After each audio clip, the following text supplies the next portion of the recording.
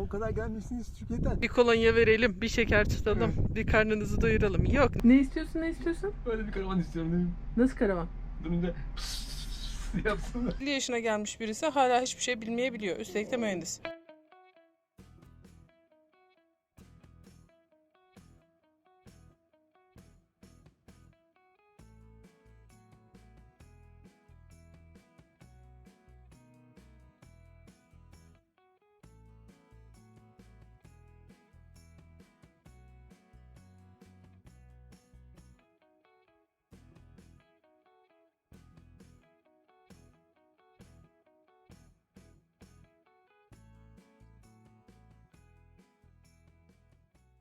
Valley of the Gods, Tanrıların Vadisi'nden geçiyoruz. Buraya bizim arabamızın girmesi mümkün değil. Bırakın bizim arabaya hominin girmesi mümkün değil. Yani 4x1 camper'ın bile girmesi mümkün değil. Buraya illaki ATV ya da ona benzer tarzdaki 4x'larla girmek lazım. Şu anda sadece dışarıdan gösteriyoruz.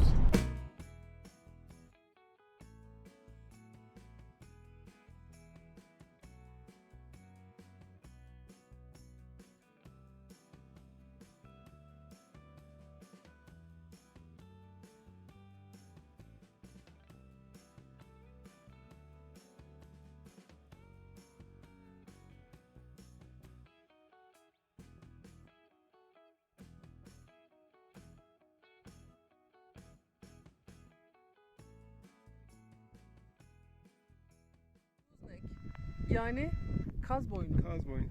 Çok iyi olur ha. Olur mu? Bilmiyorum, ben hiç yemedim. Kaz boynu eyalet parkındayız Utah'ta. Ve arkamızda böyle bir alan var. Bunlar Colorado Nehri'nin eserleri. Haftalardır gördüğümüz çoğu olay Colorado Nehri'nin eseri. Colorado Nehri bir zamanlar şurada, şu yükseklikte akarken yavaş yavaş yatağını aşağı doğru indirmiş.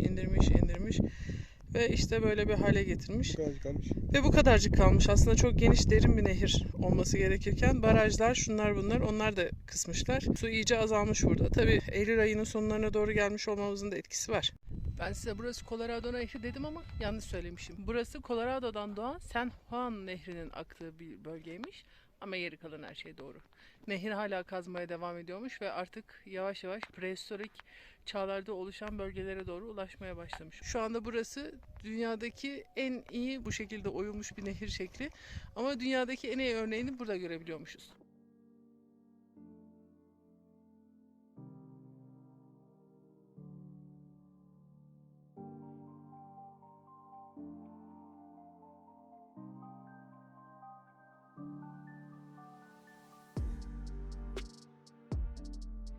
Aslında Nature Bridge diye bir yer vardı. Orada şu noktadaki yerde ortada delik açılmış ve nehir üst taraftaki yatağını kurutarak oradan aşağı kestirme yapmış. Ama oraya gidemiyoruz çünkü oraya giden yol sele kapılmış ve gitmiş 60 gündür düzeltememişler.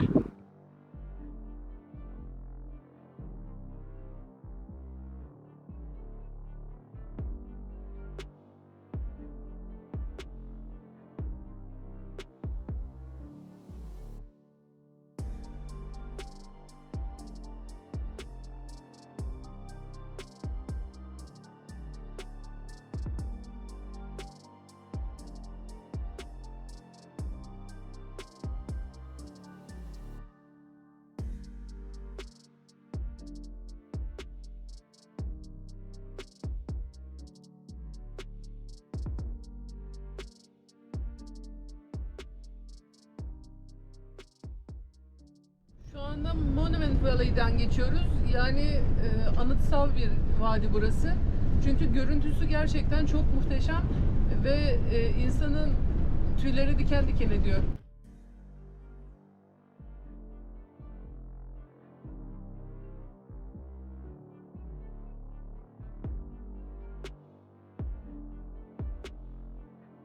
Burası Monument Valley.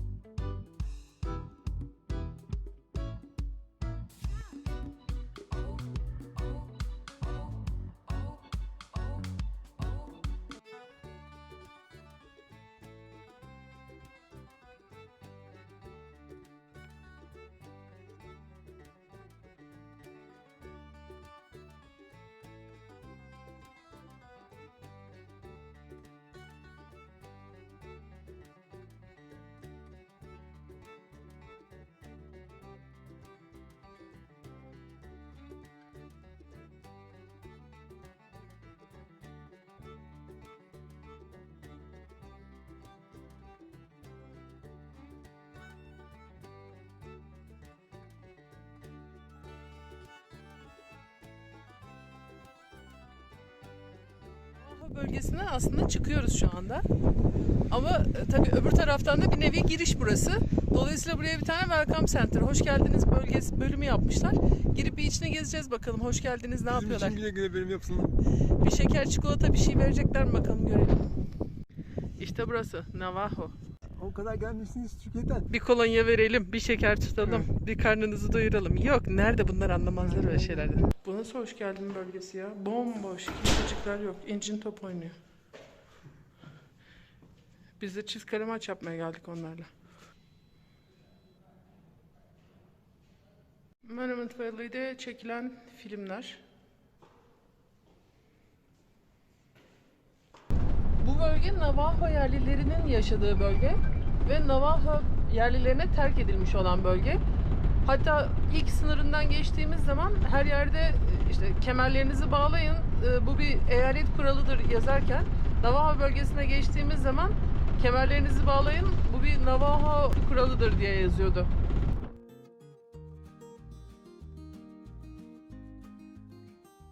Pop müziği klipte vermiyor.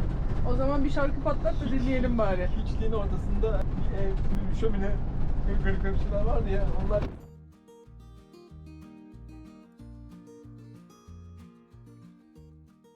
Ne istiyorsun? böyle bir karavan istiyorum değil mi? Nasıl karavan? Önünde yapsınlar. Otobüs istiyorsun ya. Kamyon, kamyon, Kamyon peki. kamyon.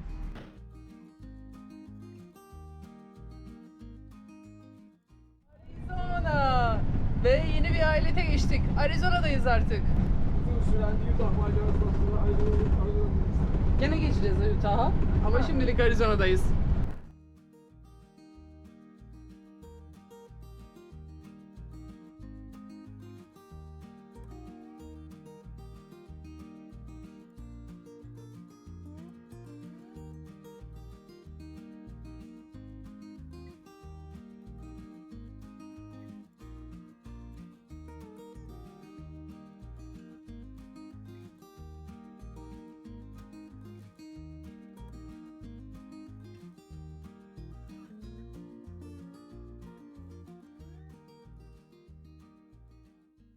Burası temsili bir Navajo evi. Oh yeah de. Oo yate. Sağ taraf kadınların yattığı kısımmış. Yani kadın kısmı diyorlar buraya ama normalde kadın kocasıyla ve bebeğiyle birlikte bu tarafta yatıyormuş. Eğer misafir bir erkek varsa ve diğer çocuklar, bebek olmayan çocuklar da burada sol tarafta, yani men's area dedikleri erkeklerin alanı olan yerde yatıyorlarmış. Bu tür aletlerini, edevatlarını, eşyalarını kapının hemen girişine sol tarafa koyarlarmış. Başka da bir şey yok zaten, hepsi bu. Bu suyun az olduğu bu bölgelerde yıkanmak da sorun tabii ki az suyla. Onlar da şöyle bir çözüm bulmuşlar. Böyle bir küçük yer yapıyorlarmış. Bunun üzerine komple ateşle kapatıyorlarmış. Ve içeriye de taşlar koyuyorlarmış. Ateşte ısınmış taşlar. Yani bildiğiniz sauna. Onların üzerine bir kap su döktükleri zaman o kabın buharlaşmasıyla vücut terliyor. Terlerken kirleri de atıyor. Böylece yıkanmış olduklarını düşünüyorlarmış. Haluk da şimdi saunada yıkanacak galiba. Burası da ahırları ya da koyunlarını toplayarak koydukları yer. Onlarda her şey biraz yuvarlak ve ağaçların birbirinin üzerine dizilmesiyle yapılıyor. Bu da Navajo'ların Forkstick Hogan dedikleri yerlerden bir tanesi. Aslında ev. Ev ve ahır bir arada burada. Koyunlarını da bunun içine tutuyorlarmış. Böylece hem sıcaklık veriyorlar onlara kışın, hem de onlar için en büyük mal varlığı koyunları olduğu için onları böyle daha kapalı yerlerde tutmak kışın iyi oluyormuş. Yazın yemeklerini asla içeride pişirmiyorlar. O yüzden burası çok sıcak olmuyor. Tam tersine serin oluyor. Çünkü dışında çamurla kapladıkları için. Yani yazın serin, kışın sıcak bir ortam oluşturmuş oluyorlar.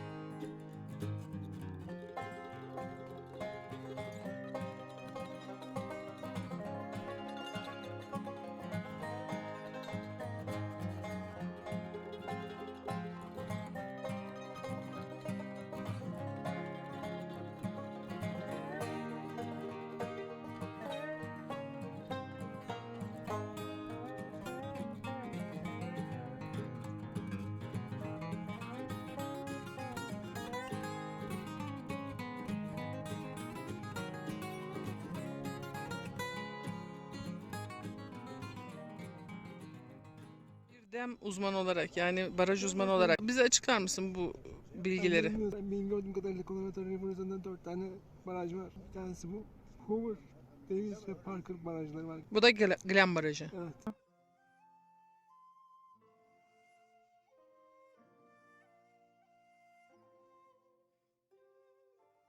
Colorado'nun üzerine baraj yapmak daha önce gördüğümüz elektrikdeki gibi değil tabii ki. Çünkü kenar duvarları zaten o kadar sağlam ki sadece arayı kapattıkları zaman otomatikman barajı yapmış oluyorlar. Köprüyü görüyorsunuz, demir bir köprü. İnanılmaz bir köprü. Ama o ayakları oraya nasıl tutturdular merak içerisindeyiz. Yıllardır barajlardan elektrik üretildiğini duyuyoruz. Peki nasıl üretildiği hakkında bir fikrimiz var mı? Benim hiç araştırmak aklıma gelmemişti. Araştırmayınca barajların civarında da bilgi vermedikleri için öğrenemiyorsunuz tabii ki. Oysa ki buradaki baraja geldiğiniz zaman bütün bilgiyi öğreniyorsunuz. Bakın burada bir tane türbin var. 8,5 metrik ton ağırlığında bir türbin. Daha önce başka bir barajdan, Kristal Baraj'dan, Monroe'dan yine Colorado Nehri üzerinden 1989'da çıkartılmış. Normalde buradaki türbinler buradan çok daha büyük olmasına rağmen hani görüntü olarak neye benzediğini göstermek amacıyla buraya koymuşlar. Peki türbinler nasıl çalışıyorlar? İşte tam da böyle. Bu barajın iç kısmı. Buradan rezervuardan gelen su buradan gelirken buradaki türbünü döndürüyor. Ve bu türbün ona bağlı olan bir mille bu jeneratörle vasıtasıyla elektrik üretimi yapıyor. Buradan gelen su da normal nehrin akışına bırakılarak devam ediyor. Ve gördüğünüz gibi burada barajı gezen herhangi birisi bir barajı nasıl işlediği hakkında fikir sahibi olabiliyor. Ama Türkiye'de 50 yaşına gelmiş birisi hala hiçbir şey bilmeyebiliyor. Üstelik de mühendis. Bu barajın türbinleri bundan 5 kat daha büyükmüş. Evet, Arizona'nın ortasında bir tekne köprüden geçiyor. Nereye gidiyor ki acaba? Hem de tırla, kocaman. İlginç değil mi? Çok.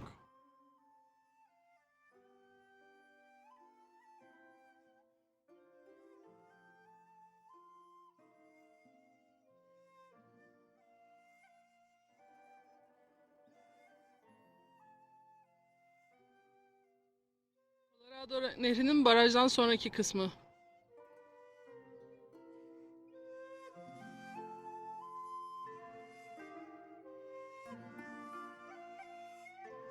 Baraj sularına giriyorlar.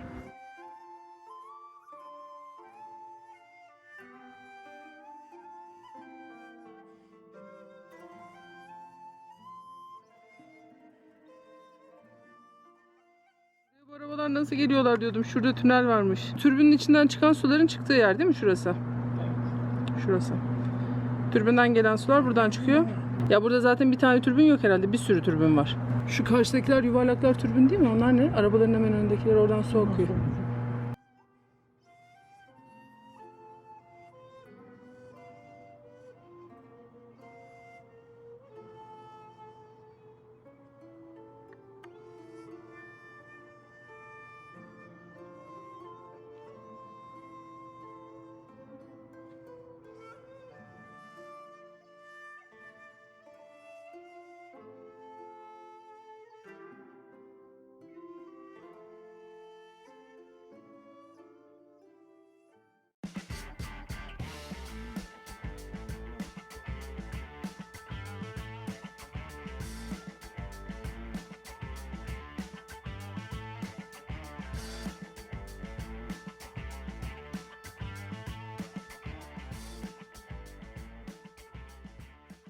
Glendam National Restriction Area'dayız. Yani ulusal parkların dahilinde bir yer burası da. O sabah girdiğimiz barajın olduğu yerin gölü burası. Ama tabii bizim baraj gölleri gibi değil. Bakın. Tekneler. Şurada kocaman bir marina var. Marinanın öbür tarafından göl zaten devam ediyor. O marinanın arka tarafında yüzlerce arabalık park yeri var. Çünkü insanlar arabalarını oraya park edip teknelerini alıp gidiyorlar. Yani bunlar görünenin sadece buzdağının üst kısmı diyebilirsiniz tekneler için. Çünkü şu aralardan bir yerden arkaya, bunun arkasında daha büyük bir baraj gölü daha var. Bunun devamı. Onun arkasında bir tane daha var.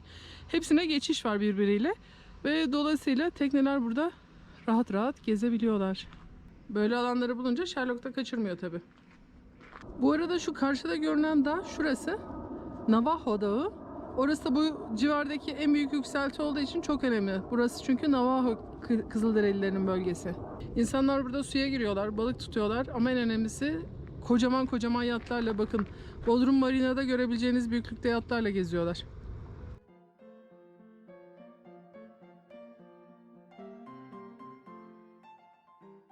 Gölün ortasında bir vaha burası.